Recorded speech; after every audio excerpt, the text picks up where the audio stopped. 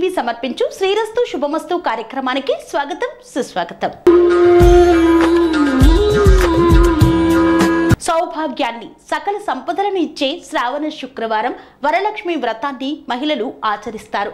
ఈ మాసంలో వచ్చే శుక్రవారానికి ఎంతో ప్రాముఖ్యత ఉంది. అమ్మవారి అనుగ్రహం పొందడానికి శ్రీ రేణుకా ఎల్లమ్మదేవి దేవాలయంలో మహిళలు భక్తి శ్రద్ధలతో వరలక్ష్మి వ్రతాన్ని ఆచరించారు.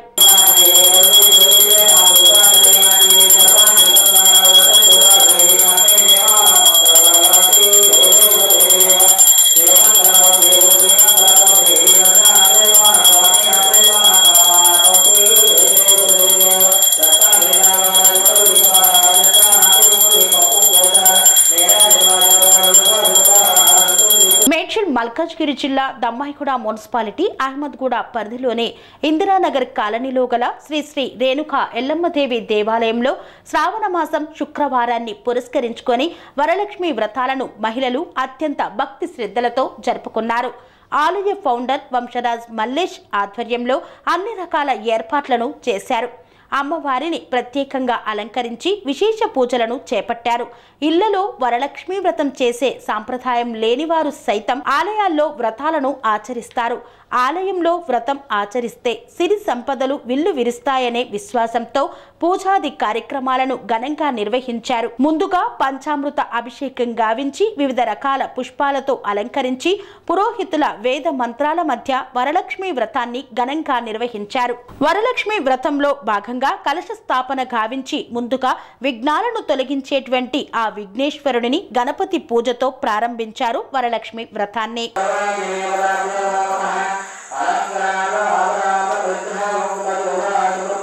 శ్రీ సూక్త విధానంలో వ్రతకల్ప పూర్వకంగా వరలక్ష్మీదేవి వారికి షాడోషోపచార పూజలను జరిపించారు. అనంతరం ఆలయ అర్చకులు వ్రతకథను వివరించారు. వ్రత మహిమ విశేషాలను భక్తులకు తెలిపారు. చివరగా నీరాజన మంత్ర పుష్పాలు చెరపి వ్రత సమాప్తి గావించారు. ఈ యొక్క పూజా కార్యక్రమంలో కాలనీవాసులు మహిళలు పాల్గొన్నారు.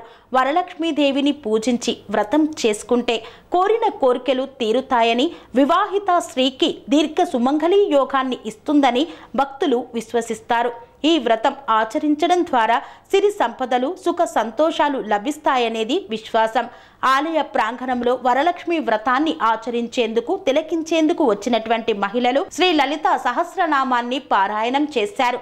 మంగళ హారతుల పాటలను పాడి అమ్మవారిని కొలిచారు.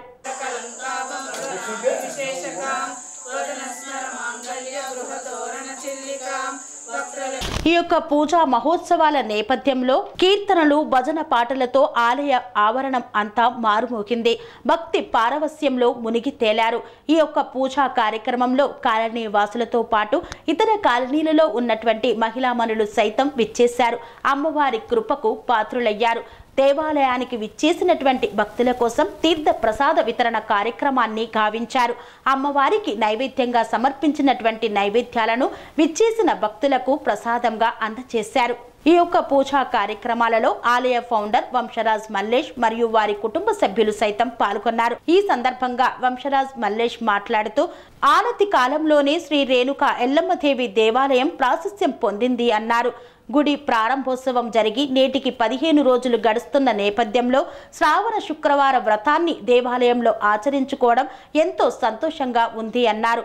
ఇలాగే దేవాలయానికి భక్తులు విచ్చేసి దినదిన అభివృద్ధి చెందాలని ఆకాంక్షించారు.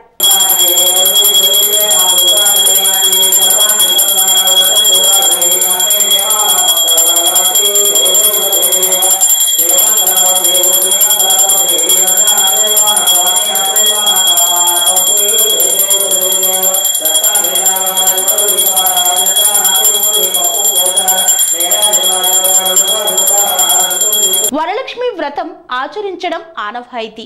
కానీ ఈ ఆచారం ఎప్పుడు ఎలా మొదలయ్యింది అనేందుకు ఓ కథ ఉంది.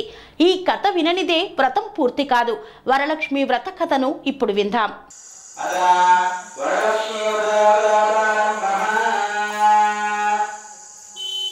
వరలక్ష్మీదేవి వ్రతకథ. సూత మహాముని శౌనకుడు మొదలైన మహర్షులను చూసి ఇలా అన్నాడు: ఓ మునీశ్వరులారా, స్త్రీలకు సర్వ సౌభాగ్యాలు కలుగు వ్రతమొకటి పూర్వము శివుడు పార్వతికి చెప్పెను. దానిని చెప్తాను వినండి అన్నాడు. ఒకరోజు కైలాస పర్వతమున శివుడు తన సింహాసనము మీద కూర్చొని ఉండగా పార్వతీదేవి ఆయనను సమీపించి, దేవా, లోకంలో స్త్రీలు ఏ వ్రతం చేస్తే సర్వ సౌభాగ్యాలను పుత్ర పౌత్రాదులను కలిగి సుఖ సంతోషాలతో ఉంటారో అటువంటి వ్రతమేదో సెలవీయండి అని అడుగగా పరమేశ్వరుడు ఇలా చెప్పాడు. ఓ దేవి, స్త్రీలకు పుత్ర పౌత్రాది సంపత్తులనిచ్చే వ్రతం ఒకటి ఉంది. దాని పేరు వరలక్ష్మి వ్రతం. ఆ వ్రతమును శ్రావణ మాసంలో శుక్లపక్ష పూర్ణిమకు ముందుగా వచ్చే శుక్రవారం రోజు చేయవలెను. పార్వతీదేవి, నాథ, ఆ వరలక్ష్మి వ్రతము ఎలా చేయాలి? ఏ దేవతను పూజించాలి? ఏ విధంగా చేయాలి? దీనినెవరైనా ఇంతకు ముందు చేశారా? ఈ వివరాలన్నీ చెప్పండి అని అడగక శివుడు పార్వతీదేవిని చూసి, ఓ కాత్యాయిని, వరలక్ష్మి వ్రత విశేషాలను చెప్తాను విను అన్నాడు.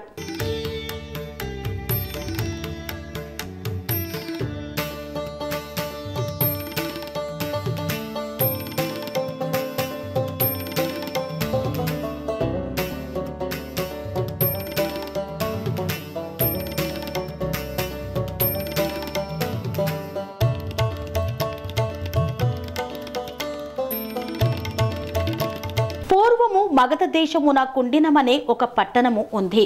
ఆ పట్టణము నిండా బంగారు ప్రాకారములు, బంగారు గోడలు గల ఇల్లు ఉన్నాయి. అందులో చారుమతి అనే ఒక బ్రాహ్మణ స్త్రీ ఉన్నది. ఆమె పతియే ప్రత్యక్ష దైవముగా భావించి తెల్లవారుజామునే లేచి స్నానం చేసి పతిదేవుని పువ్వులతో కొలిచి ఆ తర్వాత అత్తమామలకు అవసరమైన అనేక సేవలు చేసి ఇంటి పనులన్నీ ఓర్పుతో నేర్పుతో చేసుకుంటుండేది. అందరితో ప్రియంగా మితంగా మాట్లాడుతుండేది. గయ్యాలిగా కాకుండా ఇంత అనుకువగానున్న ఆ మహాపతివ్రతను చూసి మహాలక్ష్మికి ఆమె మీద అనుగ్రహం కలిగింది.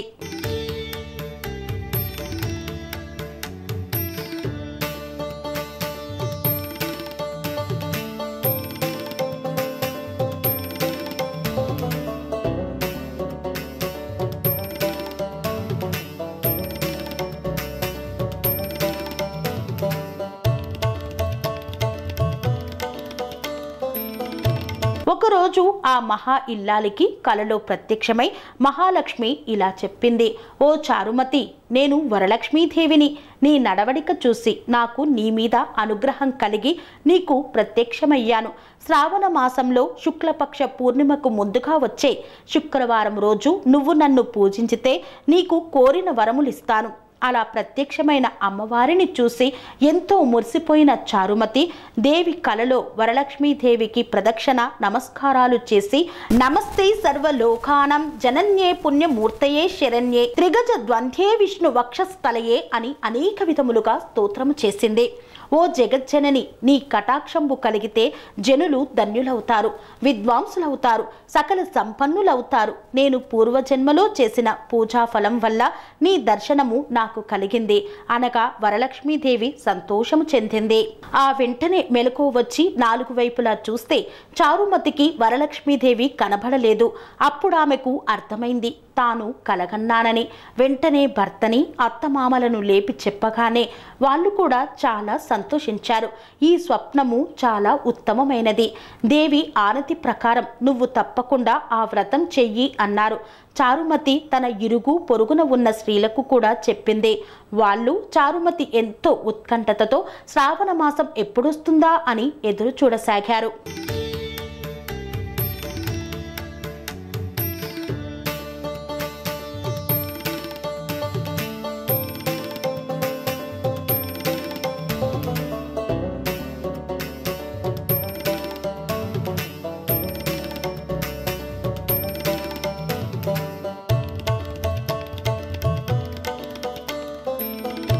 వారు ఎంతో ఎదురు చూసిన పౌర్ణమి ముందు శుక్రవారం రానే వచ్చింది. ఆ రోజే కదా వరలక్ష్మీదేవి చెప్పిన రోజని ఎంతో ఉత్సాహంతో చారుమతి మొదలగు స్త్రీలందరూ పూజకు పరక్రమించారు. ప్రాతకాలమే లేచి తలారా స్నానం చేసి పట్టుబట్టలను కట్టుకున్నారు. చారుమతి ఇంట్లో అందరూ చేరారు. అక్కడ ఒక ప్రదేశంలో గోమయముతో అలికారు. ఒక మంటపం ఏర్పరిచారు. దాని మీద ఒక ఆసనం వేశారు. ఆసనం పైన కొత్త బియ్యము పోసి మర్రి చిగుళ్ళు మామిడాకుల అలంకరణతో కలశం ఏర్పరిచారు. అందులోకి వరలక్ష్మీదేవిని ఆవాహనం చేశారు.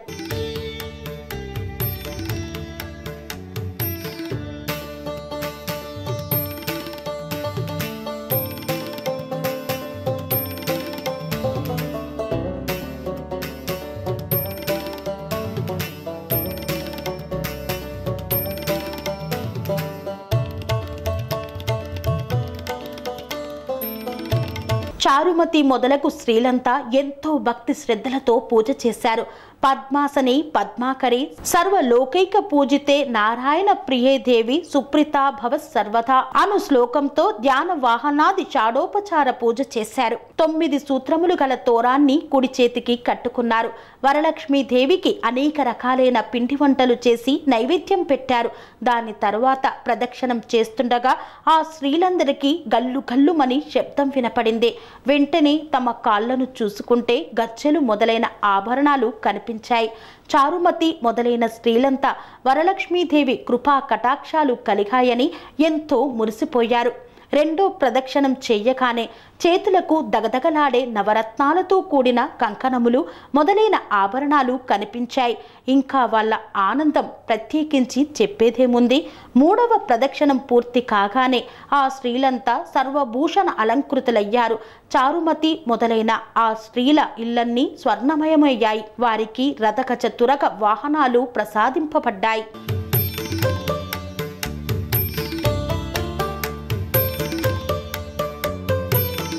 చారుమతి ఇంటి నుంచి ఆ స్త్రీలను తీసుకుని పోవడానికి వారి వారి ఇళ్ల నుండి గుర్రాలు, ఏనుగులు, రథాలు, బండ్లు వచ్చాయి. ఆ స్త్రీలు చారుమతి కలిసి వారి చేత శాస్త్ర ప్రకారం పూజ చేయించిన బ్రాహ్మణోత్తమునికి గంధం, పుష్పం, అక్షంతలతో పూజించి 12 కుడుములు వాయనమిచ్చి దక్షిణ తాంబూలమిచ్చి నమస్కరించారు. బ్రాహ్మణుడు వారిని ఆశీర్వదించాడు. వరలక్ష్మీదేవికి నైవేద్యంగా పెట్టిన పిండి వంటలను బంధుమిత్రులతో తిని తమ కోసం వచ్చిన గుర్రాలు, ఏనుగులు మొదలైన వాహనాలలో వారి ఇండ్లకు బయలుదేరారు. వారు త్రోవలో చారుమతి భాగ్యమును తమ భాగ్యమును ముచ్చటించుకుంటూ వెళ్లారు. లక్ష్మీదేవి తనంతట తానే స్వప్నములో వచ్చి ప్రత్యక్షమవటం అంటే మాటలా? చారుమతి ఎంత అదృష్టవంతురాలు అనుకున్నారు. చారుమతికి ప్రత్యక్షమైన విధానం తన మటుకే దాచుకొని తాను ఒక్కతే పూజించకుండా తమ అందరికీ చెప్పి తమకి కూడా ఇంతటి సౌభాగ్యం కలుగచేసిన చారుమతి ఎంతటి పుణ్యురాలు, అలాంటి ఆమె పరిచయం కలిగి ఉండిన తామెంత భాగ్యవంతులు అని ఎంతో మురిసిపోయారు. అప్పటి నుండి చారుమతితో సహా వారందరూ క్రమం తప్పకుండా ప్రతి సంవత్సరం ఈ పూజ చేస్తూ పుత్ర పౌత్రాది వృద్ధి కలిగి ధన కనక వస్తు వాహనాలు కలిగి సుఖ సంతోషాలతో ఉన్నారు. కావున ఓ పార్వతి, ఈ ఉత్తమమైన వ్రతమును చేస్తే, అలా ఎదుటివారికి చెప్పి చేయిస్తే సర్వ సౌభాగ్యాలు కలిగి శుభముగా ఉంటారు. ఈ కథను విన్నవారికి చదివిన వారికి కూడా వరలక్ష్మి ప్రసాదము వలన సకల కార్యములు సిద్ధించును అన్నాడు పరమశివుడు. సూత మహాముని, శౌనకుడు మొదలుకొని వారితో, మునులారా విన్నారుగా, చారుమతి ఎదుటివారి మంచి కూడా ఎలా కోరిందో, ఎదుటి మనిషికి మంచి కలగాలని కోరుకుంటే అమ్మవారు ఇంకా ప్రసన్నురాలై మీరు కోరుకోకుండగానే మీకు మంచి చేస్తుంది అని తెలిపారు.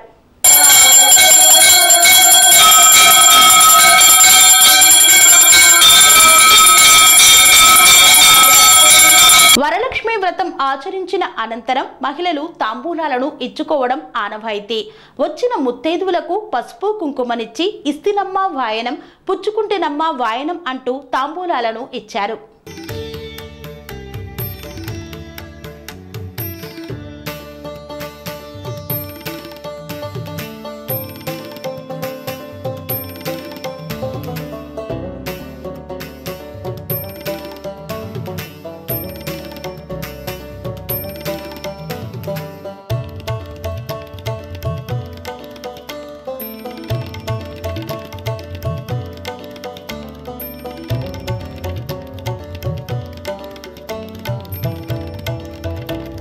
తాంబూలంలో ప్రధానంగా చేరేది తమలపాకు. దీనిని అమృతవల్లి అని పేరు. శుభకార్యాలకు, దైవ కార్యాలకు తాంబూలం చాలా ముఖ్యం. గౌరవించడానికి గుర్తు తాంబూలం ఇవ్వడం. ఇందులో వక్క ముఖ్యం. వెనుక ఉన్న ఈనెలు, తొడిమ, చివరి కొస భాగం తీసేసి సున్నం పూసి తాంబూలాన్ని వేసుకుంటారు. ఏదైనా ఒప్పందం జరిగినప్పుడు ఆ మాట తప్పము అనే దానికి ప్రమాణంగా తాంబూలాలను మార్చుకుంటారు. ముత్తైదువ అంటే మహాలక్ష్మి, సరస్వతి మరియు గౌరీ స్వరూపంగా కొలుస్తారు. ఆమె కుటుంబంను పోషించే మహాశక్తి. ఇలాంటి శక్తి స్వరూపిణులు లేకపోతే ప్రపంచమే కుప్పకూలుతుంది. ఈ పరిశ్రమలు మూతపడతాయి. అంతా నిరుద్యోగులవుతారు, ఆకలితో చనిపోతారు. అందుకే ముత్తైదువులకు గొప్ప గౌరవం ఇస్తారు మన సమాజంలో.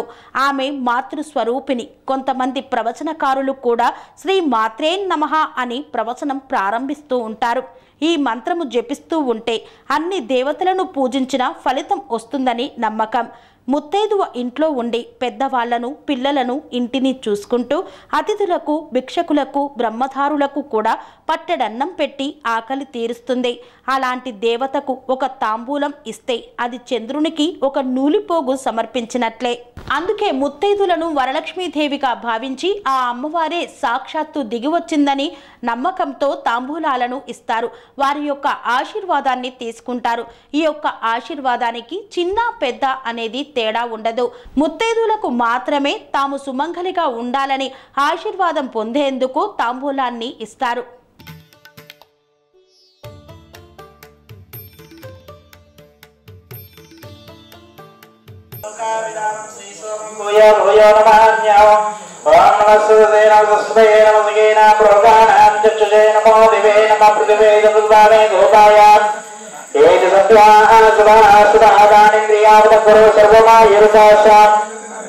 सर्वेभ्यो उत्तमायेश्वरेभ्यो नमः सर्वेभ्यो महाजनेभ्यो नमः।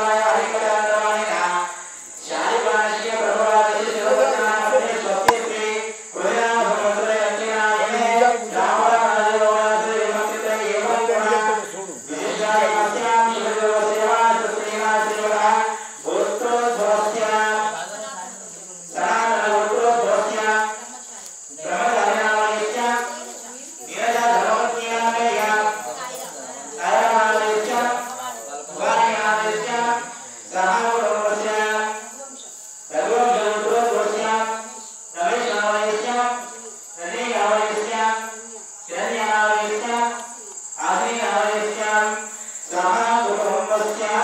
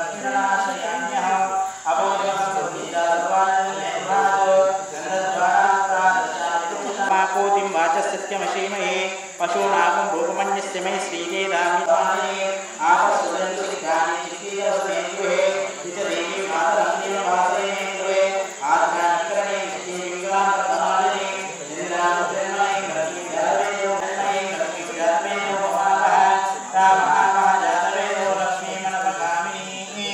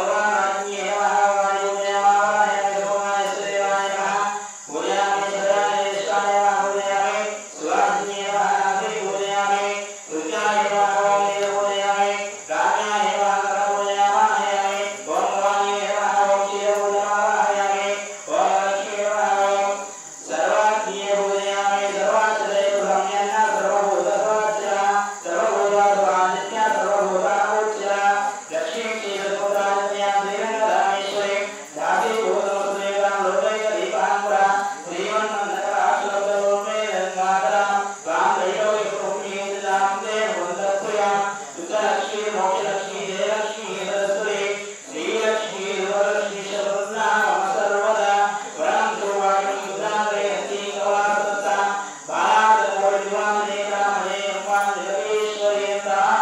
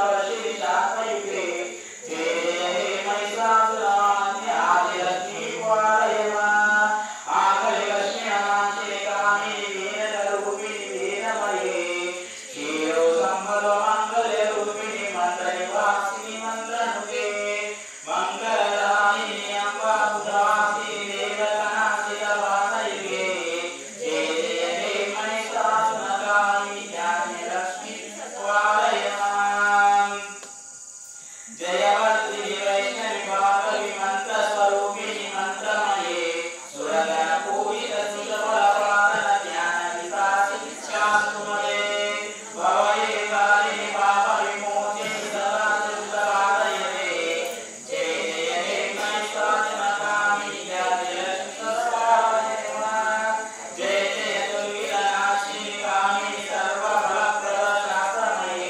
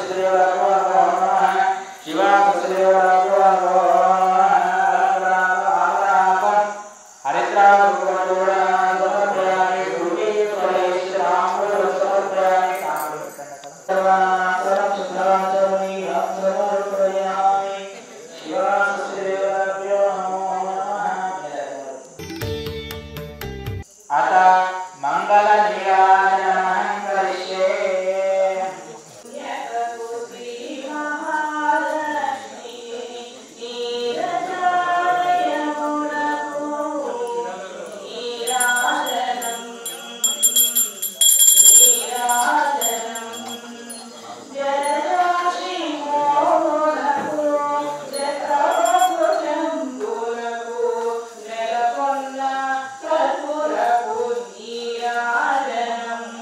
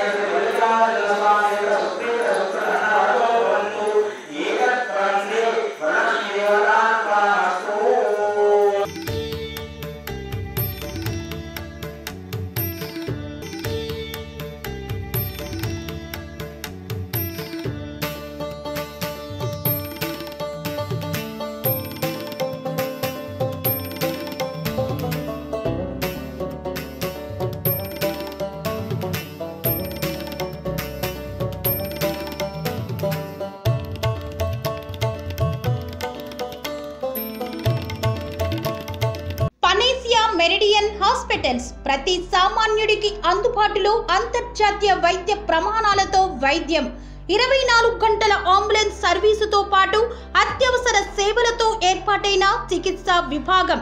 మా దగ్గర గుండె సంబంధిత, మూత్రపిండ, కాలేయ, కంటి జబ్బులకు, మోకాళ్ల శస్త్ర చికిత్సతో పాటు కోవిడ్-19, బ్లాక్ ఫంగస్ వంటి వైరస్లకు, అన్ని రకాల ఆరోగ్య సమస్యలకు నమ్మకమైన అత్యాధునిక వైద్య చికిత్సను అందిస్తున్న హాస్పిటల్ పనేసియా మెరిడియన్ హాస్పిటల్స్.